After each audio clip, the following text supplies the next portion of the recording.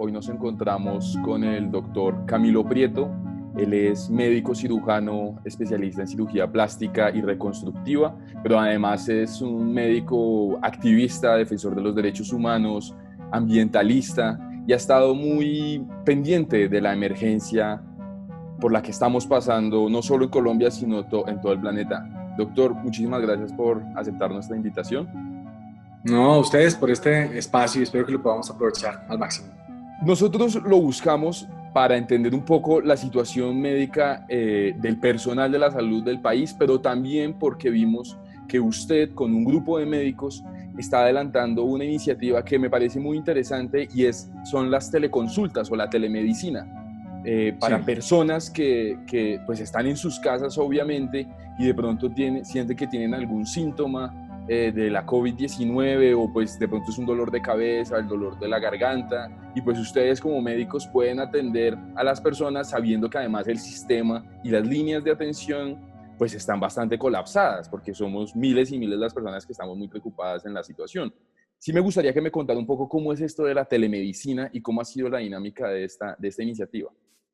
Bueno, esto surge hablando con mis compañeros de trabajo, con los colegas y decimos, bueno, ¿qué hacemos?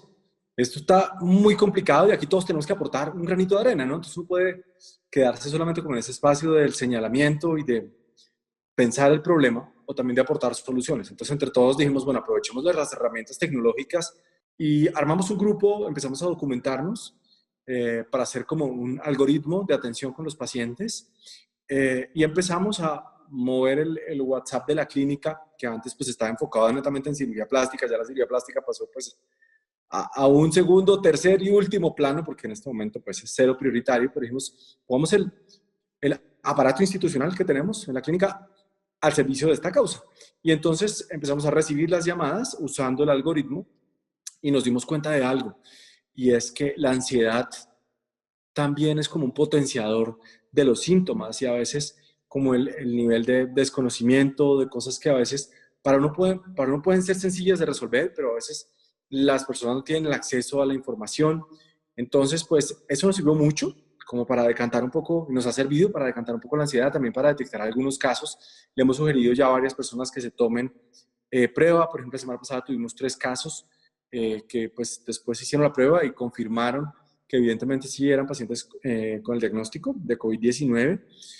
Y ha sido una experiencia interesante porque ha sido una manera de utilizar la medicina como un instrumento de solidaridad, un instrumento para aplacar la ansiedad, pero también como para interactuar de una manera distinta con los pacientes, ¿no? Porque, pues fíjese que normalmente... Ahí tengo una Sí. pregunta, discúlpeme, lo interrumpo. No, está bien, Digamos, está bien. en esa interacción con los pacientes, por ejemplo, yo estoy solo aquí en mi casa y llamo a la línea que ustedes tienen de WhatsApp y digo, tengo un dolor de cabeza, me duele un poco la garganta, pero pues además Así estoy es. solo, entonces obviamente mi tono puede ser un poco de una persona ansiosa y todo eso. ¿Ahí cómo lo manejan? O sea, ¿realmente ustedes qué es lo que empiezan a preguntar o a diagnosticar? Sí, y eso es, digamos que hay un primer filtro y es que las personas pues tengan síntomas respiratorios, es el primer filtro. Entonces las personas escriben al WhatsApp y de ahí se les agenda una cita. Entonces uno de los médicos del equipo, que ya sea que está acá en Bogotá o puede estar en Medellín, porque tenemos equipo acá en Bogotá y también en Medellín, entonces llama a las personas y las orienta, eso no tiene ningún costo. Siempre les aclaramos que no es una cita médica, sino es una orientación, es una orientación. Entonces, lo que normalmente ocurre es que las personas manifiestan sus síntomas, el tiempo de evolución, sus antecedentes médicos, y también nos ha servido, por ejemplo, algo muy importante es que la gente evite automedicarse. Y a veces también me he dado cuenta que muchas veces las personas utilizan las llamadas para decantar información que reciben a través de las cadenas de WhatsApp, ¿no? Por ejemplo, un video que se hizo súper viral de un médico peruano que decía que a través de hacer gárgaras con sal se iba a acabar la pandemia, y muchas personas tienen eso y dicen definitivamente es por aquí la salida, y eso no lo consultan. Entonces también ha sido un instrumento interesante como para combatir desde la medicina las cadenas de noticias falsas. ¿Cuántas personas están atendiendo o cuántas llamadas están recibiendo por día? Nosotros tenemos una capacidad de atención que oscila entre 280 a 300 llamadas. ¿Por qué digo que oscila? Porque a veces la gente no contesta. Eso es increíble, ¿no? Esto usted no me lo va a creer. Pero hay gente que agenda la cita y contesta y dice, no, mire, es que estoy muy ocupado, llámeme en un rato. No, pues para nosotros es imposible hacer eso. ¿Sí? Y no, y nos ha pasado con frecuencia. o la gente a veces no nos puede atender en el momento que programó la cita. Entonces, para no perder eso, pues volvemos y llamamos, pero a veces sí nos contestan muchas personas y podemos agendar un poco más. Entonces, esa es otra de las grandes lecciones, ¿no? Trabajar en equipo, a ver, es impresionante. Es increíble cómo aumenta la potencia de las posibilidades de atención. Y eso es lo que hemos hecho, sumar esfuerzos. Me gustaría preguntarle por un tema muy específico. El INVIMA hace unos días, el 15 de abril para ser más exacto, aprobó el uso de la hidroxicloroquina como una posibilidad para tratar la COVID-19 según criterio médico. No puede ser automedicado, tiene que estar en la clínica y como para casos ya severos. Pero pues ha habido mucha crítica y mucha discusión alrededor de este medicamento porque los mismos médicos, la misma junta que aprobó el medicamento, es consciente de que no hay una prueba fehaciente y que demuestre que sí es efectivo el medicamento. Sí, ocurre lo siguiente. Hay que aclararle a la audiencia, en primer lugar, que los tratamientos que van dirigidos específicamente a tratar de neutralizar el virus, en este momento son experimentales. Y hay dos tipos de tratamientos. Unos que son antivirales, que van directo a destruir la envoltura del virus y a destruir los mecanismos del virus, más bien, digámoslo de esa manera, que se llaman antivirales, ¿de acuerdo? Y hay otros medicamentos que lo que buscan es modular la respuesta inflamatoria, mejorar el comportamiento de nuestro cuerpo frente al virus.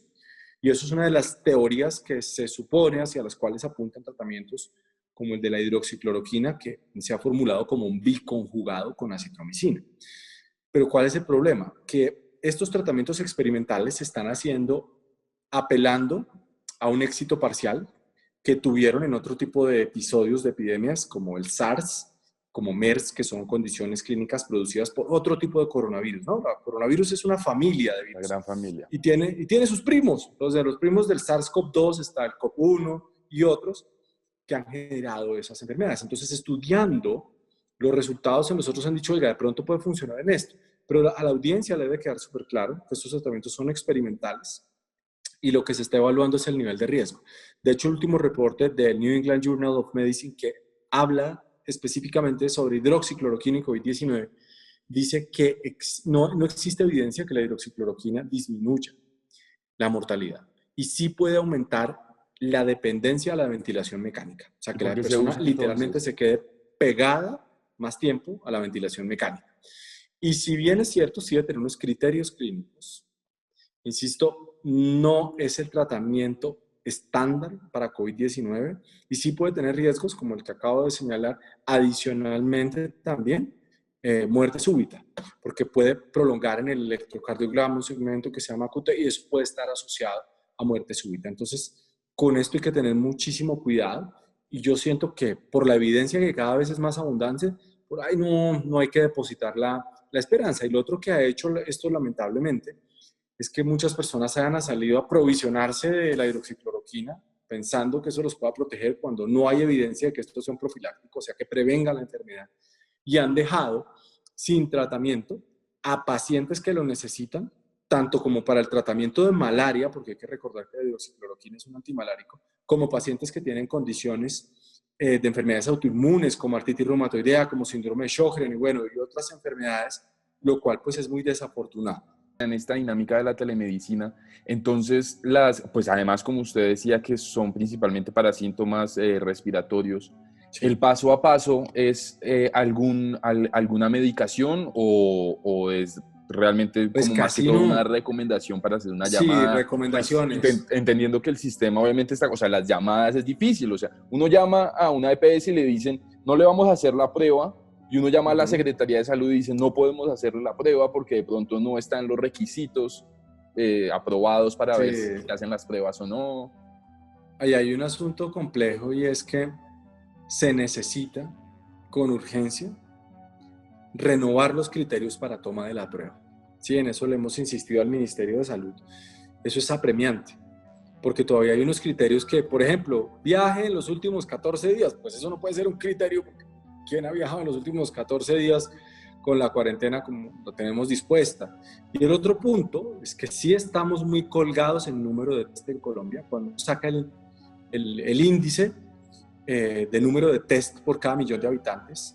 Para darles una idea gruesa en la región, nosotros hacemos la quinta parte de lo que hace Chile y aproximadamente una cuarta parte de lo que hace Perú. Entonces, cuando yo digo esto, mucha gente dice, pero claro, es que ellos hacen test masivos, nosotros no, pues por eso ellos tienen más. Y pues claro, de lo que se trata es que podamos hacer test masivos y no solamente PCR, que es la prueba de oro, ¿no?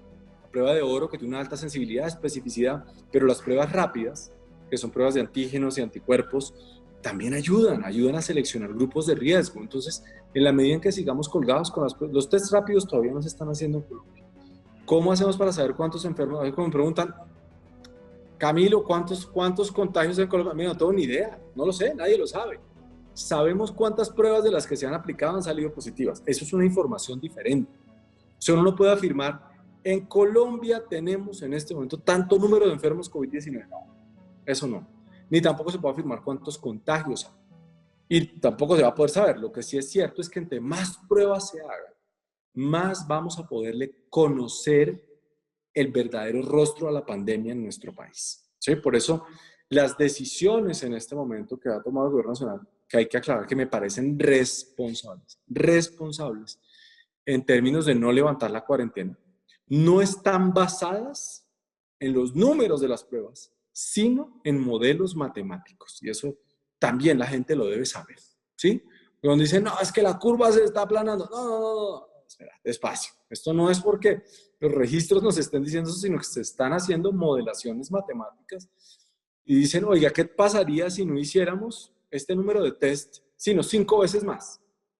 ¿Qué nos indicaría la modelación? Entonces la modelación diría, uy, no, todavía no podemos levantar la cuarentena. ¿Sí? Entonces, claro, esos instrumentos hay que tenerlos presentes a la hora de analizar cuáles decisiones se están tomando. ¿Cuáles son los síntomas más comunes en cuanto pues, a los síntomas respiratorios, pero pues que ustedes escuchan y atienden? Sí, hay una triada. De hecho, invitaría a la audiencia que revise. Hay unas guías que tiene la Asociación Colombiana de Infectología muy bien jaladas, muy bien hechas, muy bien documentadas. Y específicamente en el capítulo 2 de estas guías hay una parte relacionada con síntomas. Y hay una triada principal que es la fiebre, que es el malestar general y también la tos seca. Aunque eso no puede decir que si no tiene uno de esos síntomas yo pueda excluir el cuadro clínico, porque pueden haber otros. Por ejemplo, si esta conversación lo hubiéramos tenido en enero, yo les hubiera podido decir que la incidencia de enfermedad diarreica o los síntomas gastrointestinales en pacientes COVID-19 era del 3.5%. Pues no, porque las series actuales nos dicen que puede llegar a ser superior al 17%. O sea, los datos en la pandemia son dinámicos, ¿sí? O sea, los datos, uno tiene que comprender que esta, como es una enfermedad nueva, es una enfermedad que apenas estamos conociendo. Un mes puede ser una cosa y el siguiente mes, por ejemplo, el índice de letalidad, arrancando el año era el 2%, ahora a escala global estamos por encima del 6%. Entonces, uno tiene que estar como con esa disposición de dinamizar el conocimiento y de dinamizar los datos. Pero lo cierto es que si esos 3 síntomas, o sea, tener esos 3 síntomas, sí hacen que una persona sea altamente sospechosa de la enfermedad. ¿Cómo es realmente esa realidad de los médicos en todas las regiones que no son Bogotá? Vamos a la periferia, descentralicémonos, me parece muy bien. Pensemos en Vaupés, Bichada, Guaviare, Guainía y Amazonas. Vamos a la periferia para llegar a Chocó. Cuando uno hace esa ruta, encuentra un factor común y es ausencia, repito, ausencia total de unidades de cuidado intensivo. Y esto lo digo basándome no en informaciones sueltas que encontramos. Si ustedes miran el REPS, que es el registro especial de las instituciones prestadoras de servicios de salud, ahí van a encontrar. Ahí van a encontrar y no salen registrados. Entonces es muy preocupante. Y seguimos yendo hacia el Chocó. Entonces ahí encontramos un factor común con todos los departamentos que mencioné. Y es que son los grandes olvidados, no del gobierno, no. Son los grandes olvidados del país, históricamente. Aquí no es de, es que este gobierno, no. Despacio. No, de todos. Y de los ciudadanos incluso. Entonces uno llega a una región como el Pacífico, allá en Chocó, y dice, listo, tienen 27 camas de UCI. Ok. Ahora, ¿con qué van a trabajar los médicos si no tienen equipos de protección? ¿Cómo van a diagnosticar si no tienen dónde procesar las muestras? Es que tienen que hacer una ruta epidemiológica que le llegue hasta Antioquia. Ok, ¿cuánto se demora eso? Imagínense cómo hace una persona para vivir 5 meses. O sea, cualquiera de las personas que en este momento está viendo esta entrevista, piense cómo haría para sobrevivir con hijos, con familia, con obligaciones, 5 meses sin que le paguen. Y a pesar de estas personas han estado ahí. Y dolorosamente eso se mezcla con un departamento con los altos índices de desempleo, altísimos índices de desempleo, de marginalidad, de inequidad, que hacen que la expresión y la agresividad del virus en esta región sea muy fuerte. Entonces, cuando nosotros recibimos la semana pasada videos de colegas allá y vimos las condiciones en las que están trabajando, uno se siente terrible. Me dice, bueno, así están ellos. ¿Y qué hacemos? O sea, esto, ¿de quién es responsabilidad, no? Entonces uno dice, tiene 2 caminos. Decir, sí, la responsabilidad es solamente del gobierno o la responsabilidad es de todos. Y en ese pensar en las responsabilidades de todos es que uno dice, bueno, tengo que construir una propuesta y pensar nuevamente en esa idea de trabajar en equipo. Y trabajar en equipo era vincularlos a ellos y vincular a gente acá en Bogotá. Y ahí dijimos, tenemos que pensar una solución y ahí iniciamos una campaña que se llama El Chocó te necesita.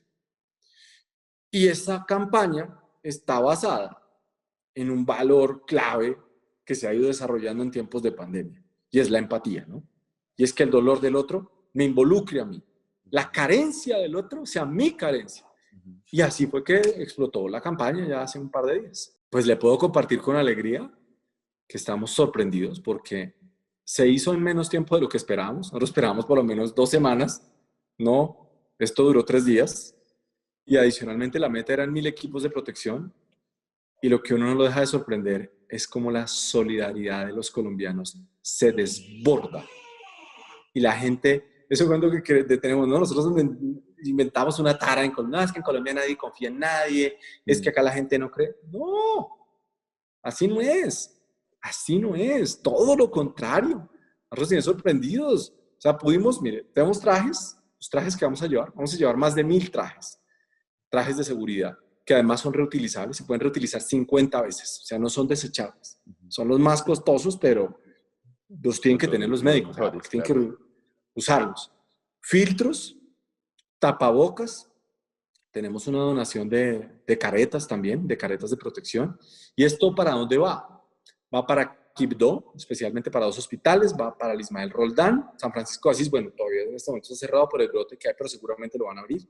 Va para Ismini y va para Condoto. O sea, para lugares donde la gente, Julián, decidió donar a personas que no tienen ni idea quiénes son. Imagínense esto tan hermoso. Imagínense. O sea, es un acto de amor increíble decir, yo voy a ayudarle a otro que no conozco. No sé quién es, pero yo sé que hay otro que está sufriendo, que hay otro que quiere cuidar a otros que no tiene cómo. Obvio que faltan muchas cosas, obvio que esto no va a resolver el problema, pero imagínense que usted esté en el desierto, en las peores condiciones, y gente que no lo conoce, a distancia lo ve, y sin siquiera aproximarse a usted, sino imaginándose su dolor, le envía el auxilio que le va a permitir vivir. Porque es que le mandemos un equipo de protección al personal de la salud en Chocó, es mandarle un equipo de supervivencia. Literalmente es eso. O sea, sin equipos, atender pacientes con COVID-19, sin equipos de seguridad, pues no es un acto heroico, Julián. Como lo he dicho en otras oportunidades, es un acto suicida. Entonces yo siento que esa solidaridad se ha ido contagiando y ojalá se contagie más que la misma viralidad del COVID-19. Bueno, pues mucha suerte y muchísimas gracias. Muchas gracias a ustedes por el espacio. Gracias. Ahí estamos en contacto.